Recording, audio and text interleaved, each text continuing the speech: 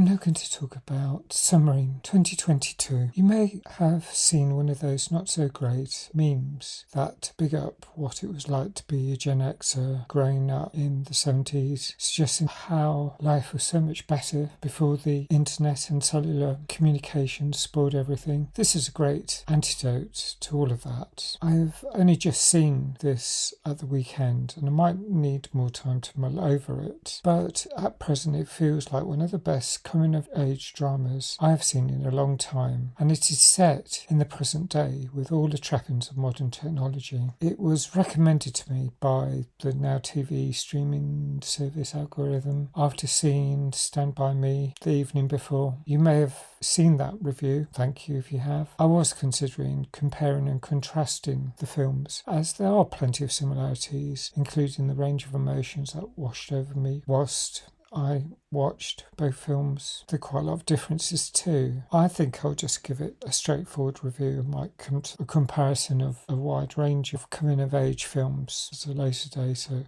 now, Submarine. That's interesting terminology. I'm not sure, but it probably isn't the converse of wintering, at least not when used by the Antarctic research staff as they prepare for the long polar night or entering over in sub-zero temperatures. There seems to be a lot of new ink words about, such as adulting. Before I looked it up, I thought that word meant learning to become an adult, but it turns out it's behaving like a responsible adult, taking on mundane but necessary tasks. You live and learn. So what is Submarine? Presumably it's enjoying the summer holidays, making the most of them, and in the case of the four girls in this film, dealing with the sense of foreboding about the difficulties of going to a new school. They are about to enjoy their last weekend of their summer holidays before they enroll in middle school. The educational system is different from the UK, but I think there are some strong similarities with my own experience of my first 2 years in comprehensive school, as it tends to be called here. They were like a middle school. It was a separate school in our town because there was a divide before the comprehensive system was introduced. The divide had been between a grammar school, the upper school, and the lower school, which was more secondary school, it was called. And they became a comprehensive school, but in the process of changing the system,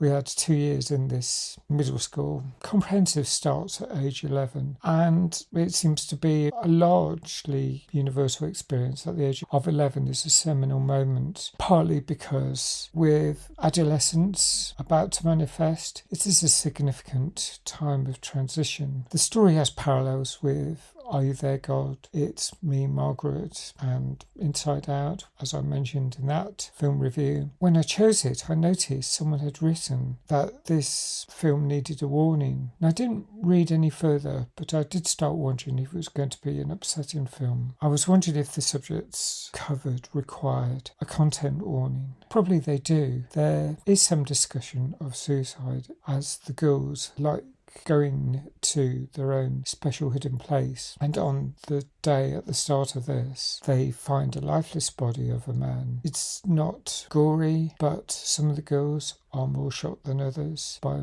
being confronted by a dead body. Some of the girls have watched television series that they shouldn't have, CSI, that kind of thing. And I found the range of reactions really plausible. In this information age, there's a lot of leakage of adult concepts into the world of younger people, and this can lead to catastrophic situations. I won't say whether that happens here or not, as I think I'll be straying too far into spoiler territory. It may well be something to discuss in a spoilers allowed review video at a later date. In the USA, this has a PG-13 certificate, whilst in the UK, the certificate is 12. The four girls are Daisy, played by Leah Barnett, Lola, Sanai Victoria, Dina, Madeleine Mills, and Mari, Eden Grace Redfield. Their mothers feature a lot in the film too. Laura, played by Lake Bell, Karna, Sarah Cooper, Joy, Ashley Madekwe, and Stacey Megan Mullally. I think it really shines on the Bechdel test scoring. Most of the protagonists are female. There are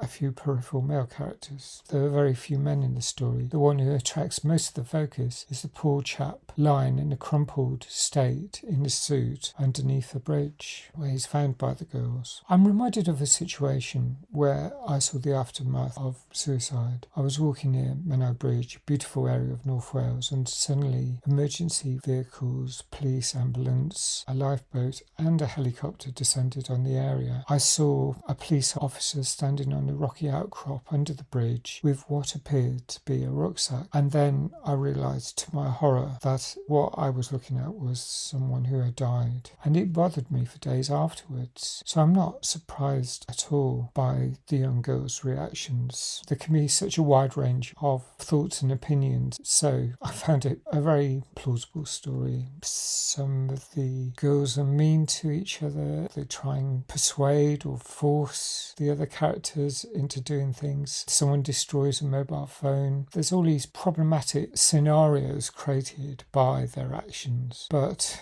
there really are a lot of difficult things that young people often do. It makes the news a lot, and it's often not exactly mundane, but it doesn't involve the death of someone. Trying to explain why this film provides so much food for thought and why I like it. I was thinking about it for quite a while after seeing it, and during the film I was just wondering what was going to happen next. As time goes on, there's a sort of haunting foreboding that makes it gripping. When you see a film for the first time, you just don't know what's going to happen. All the ideas that these girls have about how to deal with the situation creates quite an angst. So I could really feel for their mothers and quite strongly for themselves. I felt a lot of empathy for almost all of the characters in the film. I was thinking, this could be so catastrophic, this could be so disastrous. Obviously I won't say what happens, but I found it quite nail-biting until quite close to the end. That makes a good film for me. One that is the equivalent of a book that's a page-turner. I'm going to score it 9 out of 10. It's got great acting, it's got a gripping script, and it's really good in terms of diversity, and that's really refreshing. The screenwriters and the director are men, and I think they've done a good job. That's my opinion, and it's just a few days after seeing the film. I really liked it. I'd be interested to discuss this further, so if you have any thoughts, let me know. It was evocative of situations. I didn't have any experiences quite like this when I was growing up, but I'd imagine I'd have reacted like at least one of the characters. If you've seen it, let me know what you think. Thanks for watching my review. Hope to see you again soon. Thank you. Bye for now.